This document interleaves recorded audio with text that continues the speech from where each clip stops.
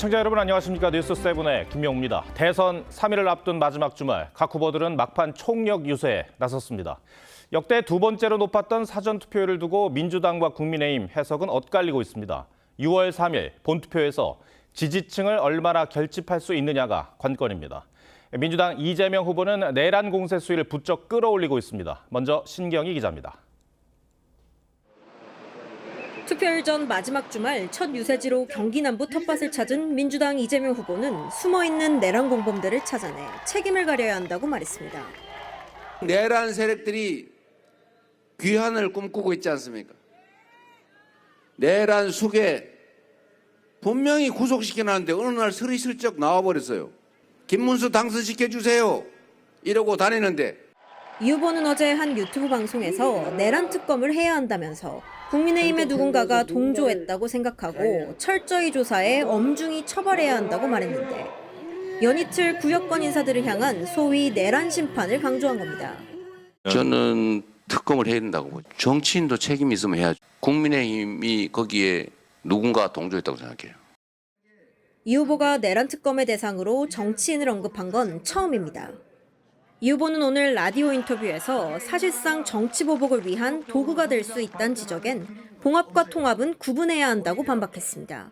중대 범죄 행위, 또 국민의 인권을 침해하는 행위, 정치라는 이유로 다 용서하고 눈 감아주면 그건 정치가 아니죠.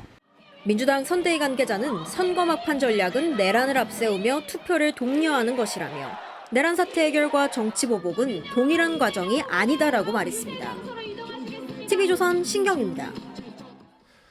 국민의힘은 정치 보복을 하지 않겠다던 이재명 후보가 사실상 정치 보복과 피해 숙청을 예고한 것이라고 반발했습니다.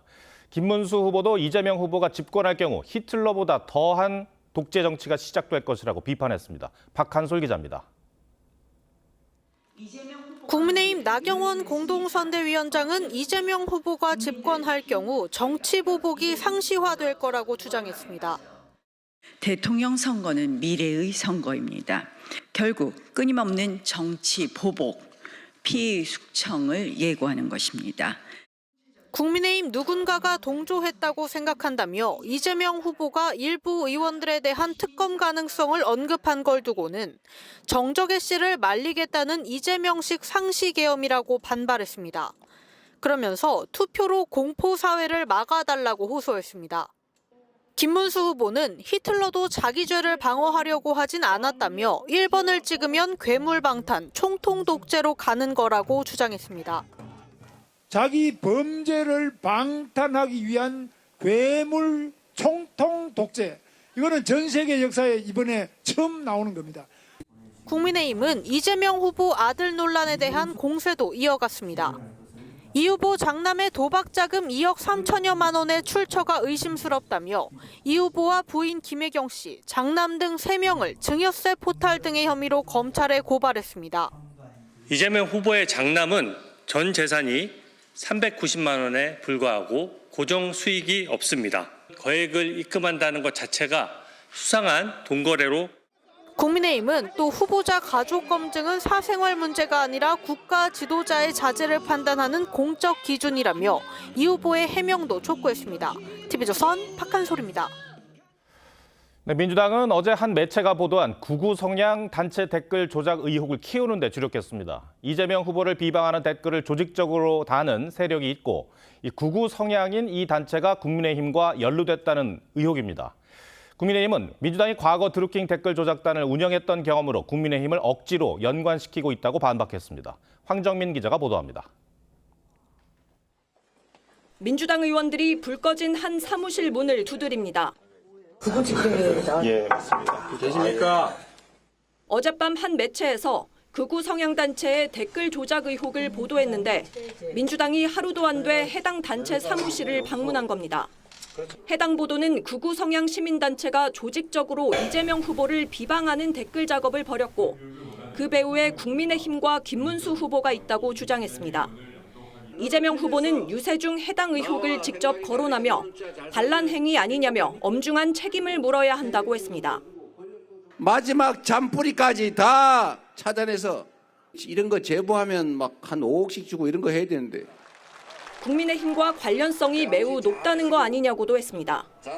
국민의힘은 드루킹 댓글 조작단을 운영했던 민주당의 억지 주장이라며 국민의힘과 김 후보는 해당 단체와 아무 관련이 없다고 반박했습니다. 민심을 왜곡할 수 있는 불공정 보도, 허위 보도에 엄중하게 법적 조치를 하겠습니다. 그러면서 해당 매체는 지난 대선 당시 가짜 인터뷰를 통해 선거 개입을 시도했던 매체라고도 했습니다. 해당 단체 소속 회원들의 이재명 후보 비판 국회 기자회견을 주선한 걸로 보도된 조정훈 의원은 참석자 신분을 알지 못했다며 허위 내용에 대해선 단호한 조치를 취하겠다고 했습니다. TV조선 황정민입니다. 네, 민주당은 온라인상에서 무분별하게 공유되는 조작 정보를 차단하겠다며 관련 법안도 발의했습니다. 그런데 어떤 정보를 조작으로 판단할 건지 기준이 모호하다는 지적이 많습니다. 국민의힘은 이 법안이 최근 이준석 후보의 토론회 발언 이후 발의됐다며 가족 험담 금지법 아니냐고 비판했습니다. 이태희 기자입니다. 더불어민주당 가짜뉴스 대응단이 SNS 계정에 올린 글입니다. 언론사와 유튜브에서 다뤄지는 허위 사실이라며 내용을 공유한 건데 지난 7일 이후 평일마다 언론 브리핑까지 하고 있습니다. 이재명 후보도 최근 TV 토론회 등에서 허위 사실이 다뤄지고 있다고 말했습니다. 이미 다 지나간 일이거나 아니면 침소봉대한 허위 사실을 만들어서 마구 공격을 해서 1, 2차는 참 많이 참았습니다. 일부 민주당 의원들은 허위 정보 유통을 금지시키는 내용이 담긴 정보통신망법 개정안까지 발의했습니다. 최근 정치적 목적으로 허위 조작 정보를 선동의 도구로 악용하는 사례가 급증해 사회적 혼란을 초래했다는 게 법안 발의 이유입니다. 국민의힘은 해당 법안이 이 후보 아들 관련 발언이 논란이 된 직후 발의됐다며 가족에 대한 비판을 원천 봉쇄하겠다는 시도라고 주장했습니다. 사과는커녕 사실상 이재명 가족 험담 금지법을 발의했습니다. 소위 입틀막 정치를 하겠다는 것입니다. 토론회에서 이 후보 아들이 올렸다는 게시물을 언급했던 개혁신당 이준석 후보도 손바닥으로 하늘을 가리지 말라며 법안 추진을 비판했습니다. 처벌받아야 될 사람은 이재명 후보와 민주당 측이 아닐까. 오리발로 모르쇠하고 있는 사람들이 오히려 저는 그 처벌의 대상이 될 것이다.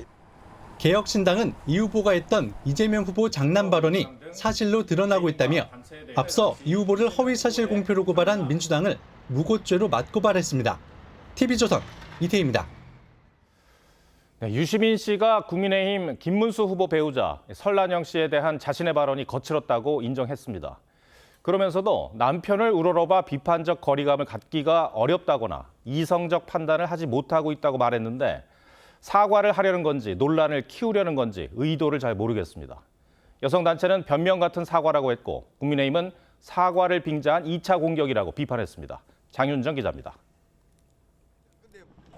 유시민 작가가 유튜브 채널 알릴레오에 출연해 설란영 씨에 대한 자신의 발언에 관한 입장을 밝혔습니다. 표현이 거칠었던 건 잘못이었다면서도 계급주의나 여성, 노동 비하가 아니었다고 했습니다. 그 표현을 고치면 한목적적인 이성적인 판단을 하지 못하고 있다. 그런 뜻이에요. 제정신이 아니라는 건. 자신의 발언 배경에 대해서도 노동운동가 출신인 설 씨가 노조를 비하하고 상대 후보 배우자를 비방하는 건 오히려 남편의 표를 깎는 일이라 그런 행동의 이유를 설명했던 거라고 밝혔습니다. 그 사람의 입장에서 생각해본 거였다며 내재적 접근법이란 표현도 사용했습니다. 남편을 우러러보는 관계에 있기 때문에 남편에게 대해서 비판적 거리감을 가지고 조언을 해주기 어렵다. 내재적 접근법. 유 씨의 해명에 한국여성단체협의회는 변명 같은 사과에 불과하다며 모렴치하다고 했습니다. 국민의힘은 내재적 접근법이란 유 씨를 향해 관심법을 쓰는 궁예냐며 사과를 빙자한 2차 가해라고 비판했습니다. 사과를 표명했지만 이는 사과라고 보기 어려운 위장 사과에 불과합니다. 책임 회피와 변명으로 가득 차 있었습니다. 민주당은 오늘도 관련한 입장 없이 논란과 거리를 뒀습니다. 다만 선거 막판 말과 행동에 신중해달라고 거듭 당부했습니다. TV조선 장윤정입니다. 이번엔 후보들 움직임 알아보겠습니다. 이재명, 김문수 후보는 각각 충청과 강원 등지를 찾아 한 표를 호소했습니다. 이재명 후보는 압도적 응징으로 책임을 물어달라며 심판론을 강조했고 김문수 후보는 거짓말 후보를 정치권에서 영원히 퇴출시켜야 한다고 주장했습니다. 윤동빈 기자가 취재했습니다. 경기와 충청을 잇따라 찾은 민주당 이재명 후보는 압도적으로 심판해야 하는 역사적 분수령이라며 한 표라도 반드시 이겨야 한다고 강조했습니다. 압도적으로 응징하고 책임을 묻고 다시는 꿈도 못 꾸게 만들 자신 있습니까? 이 후보는 한미동맹을 강화해야 한다면서도 한쪽 편만 드는 게 능사는 아니라고 했습니다. 미국 타임 인터뷰에서 중국이 대만을 침공할 경우 대만을 돕겠냐는 질문에 외계인이 지구를 침공하면 그때 가서 생각하겠다고 했던 이 후보가 또다시 실용 외교를 강조한 겁니다. 다른 나라들이 전쟁을 하면 거기 한쪽 편들은 무조건 참전해가지고 우리도 한편 돼서 싸우는 게 능사입니까? 강원도 유세에 나선 국민의힘 김문수 후보는 대법원이 이재명 후보의 허위사실 유포 혐의에 대해 유죄 취지 파기환송한 걸 거론하며 정치권에서 추방시켜야 한다고 했습니다. 거짓말 시킨 사람은 우리 정치권에서 영원히 추방을 해버려야죠. 국민의힘이 잘못한 것도 부족한 것도 많았다며 큰절로 지지를 호소하는가 하면 유시민 작가의 설난영 씨 관련 발언을 거론하며 아내가 자랑스럽습니다고 적힌 티셔츠를 보여주기도 했습니다. 부부 간의 관계라는 거는 저는 그 절대로 그 돈 가지고 또 학벌 가지고 지위 가지고 하는 게 아니라고 봐요. 개혁신당 이준석 후보는 경기와 인천을 돌며 국제사회와 잘 어울릴 수 있는 후보자를 뽑아달라고 했습니다. TV조선 윤동빈입니다.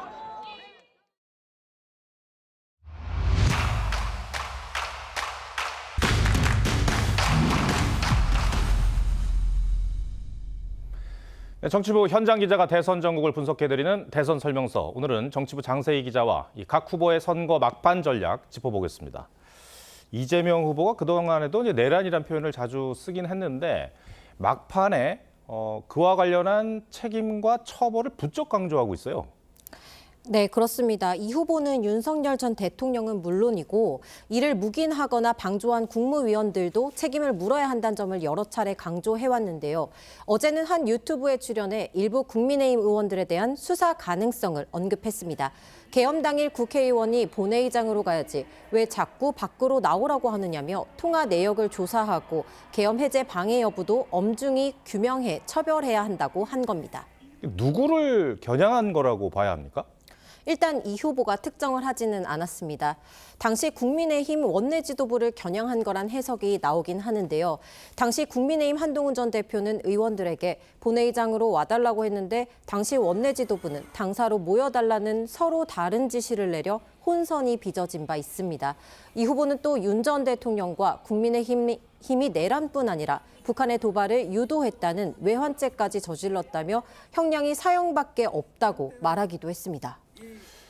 그런데 이제 이 후보는 정치보복 주장은 실체가 없다고 했고 또 실제로 오늘 본인이 이제 대통령이 되면 첫날 야당 대표와 만나겠다 이런 말도 했는데 많은 분들이 이 메시지가 좀 헷갈린다 이렇게 얘기하시는 분들이 있더라고요. 네, 맞습니다. 민주당 관계자는 이번 선거가 비상계엄으로 치러지는 선거라는 점을 재확인하기 위한 차원이라고 설명을 했습니다. 하지만 후보 가족을 향한 공세와 유시민 작가의 실언 논란 등으로 선거의 성격이 흐려질 수 있다는 점을 우려한 것 아니냐는 시각도 있습니다. 민주당 핵심 관계자는 내란에 대한 책임 규명과 통합은 엄연히 구별해야 한다며 정치보복은 하지 않는다는 약속은 반드시 지켜질 것이라고 했습니다. 김문수 후보는 요즘 울먹이거나 눈물을 흘리는 그런 모습을 자주 볼 수가 있습니다. 그렇습니다. 특히 유시민 작가의 설난영 씨를 향한 비하성 발언을 언급하며 어제 하루만 해도 여러 차례 눈물을 보였습니다. 오늘도 울먹이는 모습을 보였는데요. 아버지로서 남편으로서 큰 누나가 초등학교밖에 안 나왔는데 우리 가족이 다 유시민 씨 제 아내가 저 때문에 또 상처를 받는 거 이런 걸 저는 원하지 않습니다. 예, 유시민 씨 발언 영향이긴 하겠지만 이전 대선에서는 잘 볼 수 없었던 장면이긴 해요. 네, 눈물까지 의도한 건 아니겠지만 최근 부쩍 아내 얘기를 많이 하는 게 사실입니다. 유시민 작가 발언이 어려운 시절 배우고 싶어도 배울 수 없었던 보수 핵심 지지층의 감정선을 건드렸다는 점에서 표 결집으로 이어질 수 있다는 판단에 따른 것으로 보입니다. 네, 박근혜 전 대통령이 공식 행보에 나선 것도 같은 이유라고 보면 되겠습니까? 네, 맞습니다. 박 전 대통령이 정치적 입장을 밝히진 않았지만 정치권에선 선거 막판, 보수 결집을 위한 행보로 보고 있습니다. 박 전 대통령은 오늘 김문수 후보가 동성로에서 유세할 때 많은 분이 저를 보고 싶어 한다는 이야기를 했다고 해서 가슴이 뭉클했다며 사실상 김 후보에게 힘을 실었습니다. 예. 자, 그와는 반대로 김용태 비대위원장은 중도층 표심에 공략하는 데 주력을 하고 있죠. 네, 그렇습니다. 김 위원장은 오늘 국민의힘이 대통령의 당무 개입 금지를 명문화한 걸 거론하며 윤석열 방지 당원 개정이라고 강조했습니다. 윤 전 대통령이 탈당을 한 것도 사실상 출당이라며 윤 전 대통령은 국민의힘 근처에 얼씬도 하지 마시라는 말도 했습니다. 공식적으로 윤 전 대통령과의 절연을 선언한 셈인데 그동안 국민의힘에서 나온 윤 전 대통령 관련 메시지 가운데 가장 수위가 높다는 평가가 나왔습니다. 네, 알겠습니다. 장세희 기자, 잘 들었습니다.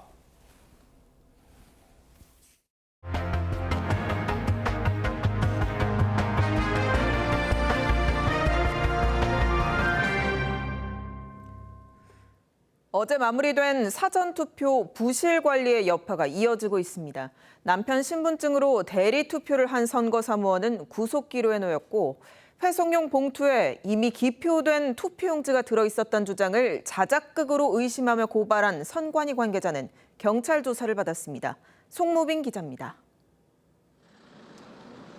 경찰이 남편 신분증으로 대리투표를 한 혐의를 받는 60대 선거사무원 박모 씨를 체포한 건 그제 오후 5시쯤. 범행 경위 등을 조사하던 경찰은 어젯밤 9시쯤 구속영장을 신청했습니다. 박 씨는 투표용지 발급 업무를 하고 있어 본인 확인 절차를 거치지 않고 남편의 투표용지를 인쇄할 수 있었던 걸로 보입니다. 하지만 오후 5시쯤 본인 신분증으로 또 투표를 했다가 참관인에 의해 적발됐습니다. 그거는 받나봐요. 시간 메모까지 다 했더라고요. 물어보니까 순전히 시인하더라고요. 검찰이 영장을 청구하면서 내일 오후 2시 서울중앙지법에서 박 씨에 대한 영장실질심사가 열립니다. 선관위는 박 씨가 투표한 2표를 특정할 수 없어 무효표 처리는 어렵다고 밝혔습니다. 경찰은 관외 투표용 봉투에 이미 이재명 후보에게 기표된 투표용지가 들어있었다는 주장에 대한 수사도 진행하고 있습니다. 경기도 선관위는 자작극을 의심하며 신고한 여성을 고발했고 용인 서부경찰서는 오늘 고발인 자격으로 선관위 관계자를 불러 조사했습니다. 이 여성이 다른 사람의 투표용지를 건네받은 정황이 드러날 경우 피고발인이 추가될 가능성도 있습니다. TV조선 송무빈입니다. 이처럼 사전투표 관리를 둘러싼 논란이 커지자 노태학 선거관리위원장이 혼선을 빚은 점에 대해 송구스럽게 생각한다는 입장을 밝혔습니다. 사전투표 첫날 사무총장에 이어 선관위가 이틀 만에 2번째로 대국민 사과를 한 겁니다. 하지만 국민 불신이 커지면서 도입 12년 차를 맞은 사전투표제 자체에 대한 정비가 필요하다는 지적도 나옵니다. 김충령 기자입니다. 노태학 중앙선거관리위원장이 지난 이틀 동안 진행된 사전투표와 관련해 관리상 미흡함이 일부 있었다고 인정하며 사과했습니다. 투표 부실 관리에 대해서 우리 국민 여러분께 진심으로 송구의 말씀을 드립니다. 그러면서 앞으로 있을 본투표에선 안심하고 투표할 수 있도록 더 철저히 관리하겠다고 했습니다. 다만 부정선거 주장단체의 조직적인 방해 등에 대해선 민주주의의 근간을 흔드는 불법 행위라며 강력 대응하겠다고 밝혔습니다. 하지만 이해할 수 없는 부실 사례들이 잇따르면서 불신을 자초하고 있다는 비판이 나옵니다. 인원이 몰리는데 혹시 투표소를 추가 개설할 필요는 없는가, 이런 걸 한번 점검해 봐야죠. 사전투표제 자체의 개선 필요성에 대한 목소리도 나옵니다. 사전투표제는 선거 당일에 투표하기 어려운 유권자들의 참여 기회를 보장하기 위해 2014년 도입됐습니다. 10%대이던 사전투표 투표율은 점차 늘었고 이제 유권자 3명 중 1명 이상이 사전투표를 하고 있습니다. 사실상 투표율이 사흘로 늘어난 셈입니다. 하지만 본투표일과 닷새나 시차가 있어 그 사이 벌어진 일에 대한 유권자 판단이 반영되기 어렵다는 지적이 나옵니다. 선거법은 대선 선거운동 기간을 22일 보장하고 있는데 사전투표자에겐 이 기간도 17일로 줄어듭니다. 사전투표 이후 후보자가 사퇴할 경우 무더기 사표가 나올 수 있다는 문제점도 있습니다. 이 때문에 국민의힘은 지난 3월 사전투표제를 없애고 본투표를 금, 토, 일, 사흘로 늘리는 선거법 개정안을 발의했지만 아직 상임위에 머물러 있습니다. TV조선 김충영입니다. 대선을 사흘 앞두고 후보들의 주요 분야 공약을 막판 점검해보는 시간을 마련했습니다. 의정 갈등이 장기화되고 있는 상황에서 보건의료 공약이 특히 관심인데요. 주요 후보들이 핵심 과제로 내놓은 의대 신설, 과연 실효성이 있을지 박재훈 기자와 따져보겠습니다. 네, 박 기자, 공약을 보면 이재명 후보는 공공의대, 또 김문수 후보는 국립의대 신설을 약속했어요. 그렇습니다. 우선 주요 후보 4명 중 개혁신당 이준석 후보를 제외한 3명이 의대 신설을 공약으로 내세웠습니다. 이재명 후보는 인천과 전북, 전남에 공공의대 3곳을 짓고 경북엔 일반의대 1곳 신설을 검토하겠다고 했습니다. 김문수 후보는 전남의 국립의대 신설을 약속했습니다. 전남은 광역자치단체 중 유일하게 의대가 없는 지역이라 두 후보 중 누가 당선돼도 이곳의 의대 신설이 유력해 보입니다. 네, 후보들이 의대를 짓겠다고 한 지역들의 실제로 의사가 얼마나 부족합니까? 네, 지난해 기준 인구 1000명당 의사 수를 보면 전남 2.6명, 전북 3.1명, 인천 2.7명, 경북 2.3명으로 모두 전국 평균인 3.2명을 밑돌고 있습니다. 그래서 지역의대 신설로 지역 의사들을 늘리고 이들이 지역병원에 남을 수 있게 해 지역 주민들이 지금처럼 수도권 병원으로 치료를 받으러 가지 않게 한다는 게 후보들의 구상입니다. 그러기 위해선 지역 의대로 끝날 게 아니라 연계된 부속 병원도 필요하겠어요. 그렇습니다. 부속 병원이 있어야 의대생들이 실습을 하고 졸업 후에도 인턴, 레지던트 수련을 하고 지역 주민들이 치료를 받을 수 있습니다. 그런데 두 후보 모두 아직은 구체적인 안이 부족해 보입니다. 전남의 경우 두 후보 모두 순천대와 목포대를 통합한 의대 신설엔 뜻이 같지만 부속 병원을 어디에 어떻게 짓겠다는 안은 내놓지 않고 있습니다. 네, 그리고 지역 의대를 나온 의사들이 지역에 남는 게 아니라 서울이나 수도권으로 이동할 수도 있는 거잖아요. 네, 그래서 두 후보 모두 지역 의대에 초점을 맞춘 게 이들의 지역 병원 근무를 유도하기 위해서입니다. 실제 이들이 지역에 남을지는 100% 장담하기 어렵고 지역 주민들이 당장 만족할 수준의 지역 의료 서비스를 받긴 힘들 거란 지적도 나옵니다. 들어보시죠. 여러분 아프면 모두 최고의 의료를 받고 최고의 진료를 받고 싶지 않습니까? 이런 식으로 지역 의대가 되었을 때 그 지역 사람들이 과연 거기로 갈까요? 의료계 협조와 또 공감이 필요한 일인데 반응이 어떻습니까? 네, 지역 의료를 살리겠다는 후보들의 큰 목표엔 의료계도 찬성하는 편입니다. 하지만 의대 교수 확충부터 쉽지 않아 부실 교육을 우려하는 목소리가 나오고 무엇보다 의대 신설을 곧 의대 증원으로 받아들이기는 분위기가 큽니다. 실제 문재인 정부가 지난 2020년 공공의대를 추진했지만 의료계 파업으로 한 달 반 만에 이를 철회한 적이 있습니다. 네, 지역의대 신설 공약 취지는 좋지만 또 다른 의정 갈등을 불러올 수도 있다는 지적이네요. 박 기자 잘 들었습니다.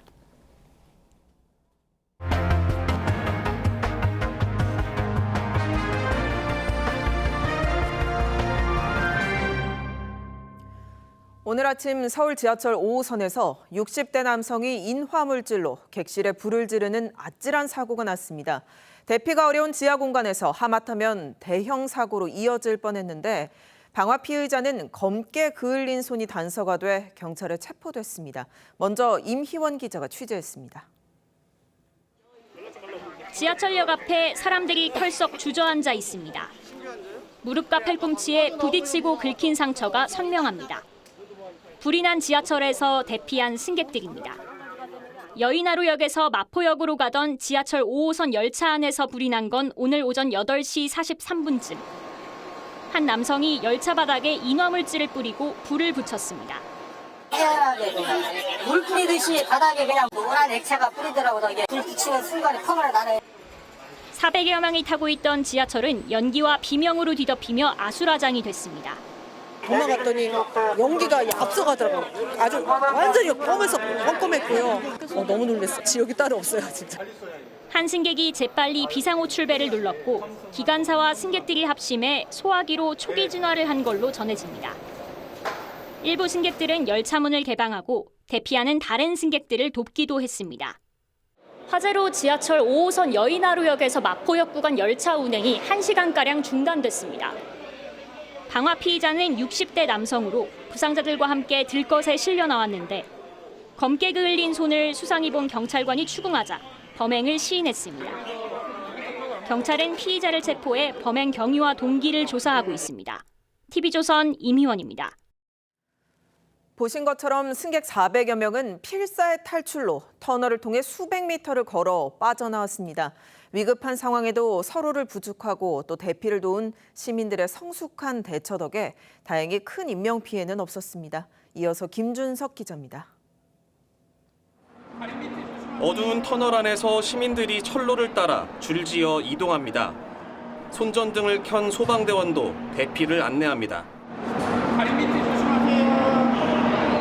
터널에서 마포역까지 남은 거리는 300여 미터.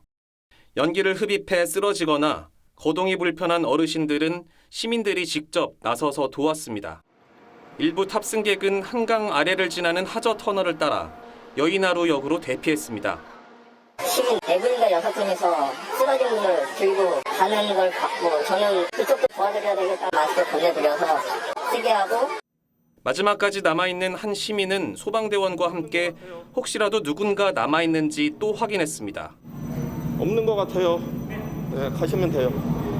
오늘 화재로 21명이 연기를 마시거나 발목을 다쳤지만 큰 부상은 없었습니다. 구급대가 신속히 응급처치 후 병원 이송 조치하였고 대부분 단순 연기 흡입 또는 삔 정도. 서울교통공사는 혹시 모를 모방 범죄를 예방하기 위해 당분간 모든 전철역과 열차에 대한 경계 근무를 강화할 계획입니다. TV조선 김준석입니다. 네, 한강 잠수교 위에 세계 각국의 음식들로 풍성한 상이 차려졌습니다. 5만 명에 달하는 시민들이 정상급 셰프들이 준비한 맛의 축제를 즐기며 주말 화창한 날씨를 만끽했습니다. 조윤정 기자가 다녀왔습니다. 잠수교 위에 자리 잡고 앉은 시민들 손에 저마다 음식이 들려 있습니다. 푸드트럭을 이곳저곳 돌아다니며 뭘 먹을까 행복한 고민에 빠집니다. 이렇게 차도 없고 사람들이 많은 걸 보니까 너무 저도 신기하고 아이들도 신기해하고 아주 좋았어요. 잠수교 위에 늘어선 20여 개 푸드트럭에선 유럽과 아프리카 등 세계 각국의 특색 있는 요리를 모두 맛볼 수 있습니다. 전통 장의 대가 기순도명이는 시민들과 함께 겉절이를 담갔습니다. 동결 건조시킨 비법 간장이 특별한 맛을 더합니다. 공예하는 걸 하고 싶어요. 살짝 깍두기 만들기 같은 것도 하고 싶고요. 멕시코 요리로 미쉐린 스타 반열에 오른 진우범 셰프는 정통 타코 요리를 선보였습니다. 재료 같은 거를 직접 항상 조리하고 분쇄해서 만들고 있고요. 좀 이렇게 남녀노소 맛있게 먹을 수 있는 음식이어서 같이 준비해봤습니다. 11번째 열린 서울 푸드 페스티벌의 백미인 잠수교 행사엔 오늘 하루 5만 명의 시민들이 찾았습니다. 돗자리 펴놓고 있으니까 또 이제는 좀 선선하니 바람도 불고 해서 날씨는 지금 좋은 것 같아요. 안 더워. 화창한 날씨에 오감을 사로잡는 스타 셰프의 요리까지 시민들은 더할 나위 없는 주말을 보냈습니다. TV조선 조윤정입니다. 관세 문제에 대해 한동안 유화 제스처를 보여온 트럼프 대통령이 다시 폭주하고 있습니다. 철강 관세를 갑자기 2배로 올리겠다고 선언하는가 하면 중국에 대해서도 강경 발언을 쏟아냈습니다. 겁쟁이라는 평가에 자극받은 것 아니냐는 관측이 나옵니다. 박상현 기자입니다. 일본 제철이 인수를 추진 중인 미국 US 스틸 공장에 등장한 트럼프 미국 대통령. 철강과 알루미늄에 부과 중인 25% 관세를 50%로 올리겠다고 돌연 발표했습니다. 25% to 50% the tariffs on steel, which will even further secure the steel industry in the United States. Nobody's going to get around that. 보름 전 관세 유전을 맺었던 중국에 대해서도 강도 높게 비난했습니다. That I'll speak to President Xi and Hopefully we'll work that out. But yeah, that's a violation of the agreement.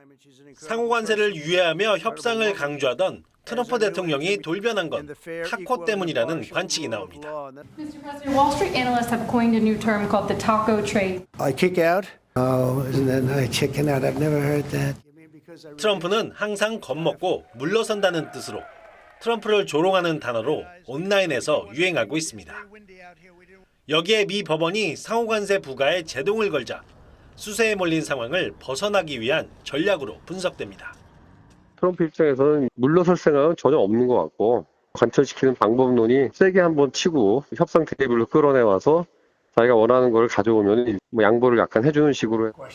더 변덕스러워진 트럼프의 말에 세계 경제의 불확실성이 커지고 있습니다. TV조선 박상현입니다. 미국 국방장관이 중국이 아시아를 지배하려 한다며 대중국 견제에 동참할 아시아 동맹국들의 국방비 지출 확대를 요구했습니다. 트럼프 행정부 안보 전략 핵심이 중국 억제라는 점을 숨기지 않은 겁니다. 중국 봉쇄를 위한 주한미군 재배치 가능성도 거론됩니다. 김자민 기자입니다. 싱가포르에서 열린 아시아 안보대화 연설자로 나선 헤그세스 미 국방장관이 중국이 무력을 사용해 아시아의 상황을 강제로 바꾸려 한다며 강도 높게 비판했습니다. 중국이 가하는 위협은 현실이고 임박했을 수 있다고도 강조했습니다. China seeks to become a hegemonic power in Asia, no doubt. It hopes to dominate and control too many parts of this vibrant and vital region. 아시아 동맹국에는 나토의 국방 예산을 가이드라인으로 제시하며 방위비 지출을 늘리라고 요구했습니다. 북한과 중국 등 훨씬 더 강력한 위협에 직면한 아시아 동맹국이 나토 회원국들의 새 국방비 목표인 GDP 5%보다 적게 지출하는 건 말이 안 된다고 주장했습니다.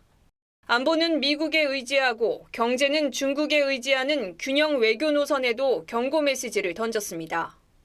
Economic dependence on China only deepens their malign influence and complicates our defense decision space during times of tension. 대중국 억제를 미국 군사 전력의 최우선 과제로 천명한 것으로 대중 봉쇄를 위해 주한미군 병력을 재배치할 수 있다는 최근 미 국방부 고위 관계자들의 입장과도 일치합니다. 격화하고 있는 미중 갈등의 소용돌이 속에서 적절한 균형 설정이 다음 한국 정부의 숙제가 될 것으로 보입니다. TV조선 김자민입니다. 대형 치킨 프랜차이즈 한 곳이 다음 주부터 가맹점들이 알아서 가격을 정하도록 했습니다. 2,000원 미만 인상을 권장했다지만 가격 인상의 부담을 점주에게 떠넘긴 것 아니냐는 불만이 나오고 있습니다. 윤우리 기자입니다.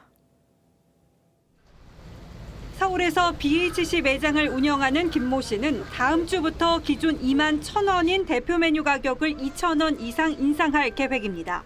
본사가 가맹점주에게 가격 책정 권한을 주는 자율 가격제를 도입한 데 따른 겁니다. 플랫폼요, 인건비, 임대료 이런 것들을 생각했을 때 저희는 올리지 않을 수 없는 상황이 됩니다.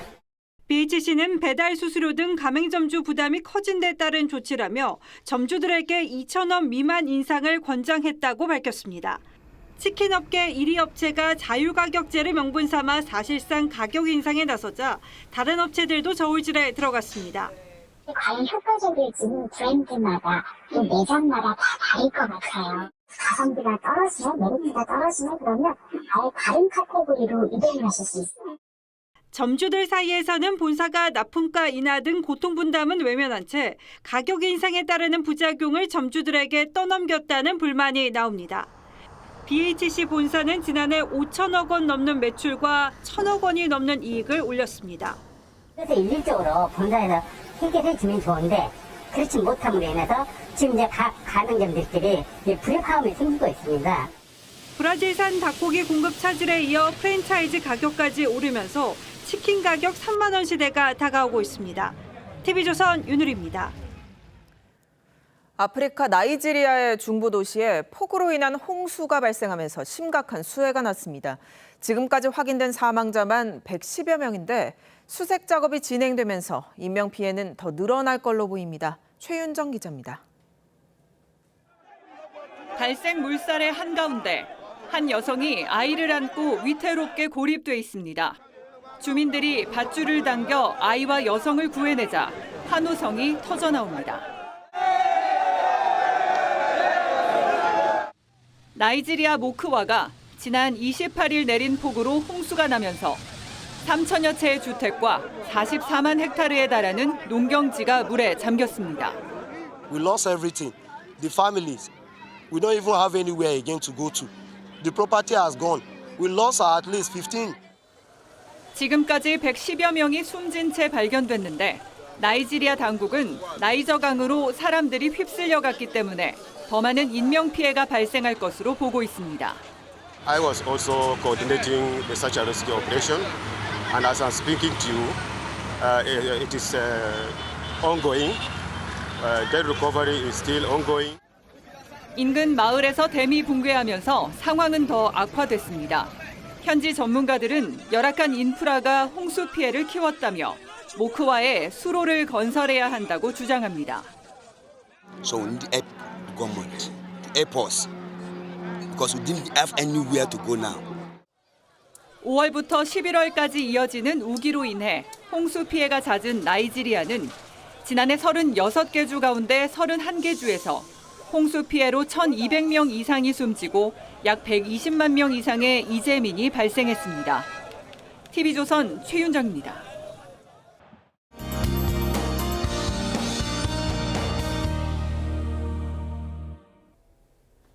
모처럼 비 소식 없는 주말이었는데요. 6월의 첫날이자 휴일인 내일도 전국이 대체로 맑겠습니다. 서울의 한낮 기온이 29도까지 올라 오늘과 비슷한 더위가 이어지겠습니다. 낮과 밤의 기온차가 10도 이상 크게 벌어지는 만큼 감기 걸리지 않도록 조심하셔야겠습니다. 오늘 밤부터 내일 오전 사이 중부 서해안에 짙은 안개가 끼는 곳이 있겠습니다. 내일 미세먼지 농도 좋음에서 보통으로 예상되고요. 서울과 인천은 오전에 나쁨 수준이 예상됩니다. 전남과 제주는 오후부터 차차 흐려지겠습니다. 내일 아침 기온 서울이 17도, 부산이 16도로 오늘보다 조금 높겠고 내일 한낮에는 서울과 대구가 29도까지 올라 덥겠습니다. 다음 주 월요일에는 충청과 남부지방에 비 소식 들어있는데요. 비가 내리면서 한낮 더위도 주춤하겠습니다. 날씨였습니다. 5월 31일 토요일 뉴스 7 마치겠습니다. 시청해주셔서 고맙습니다.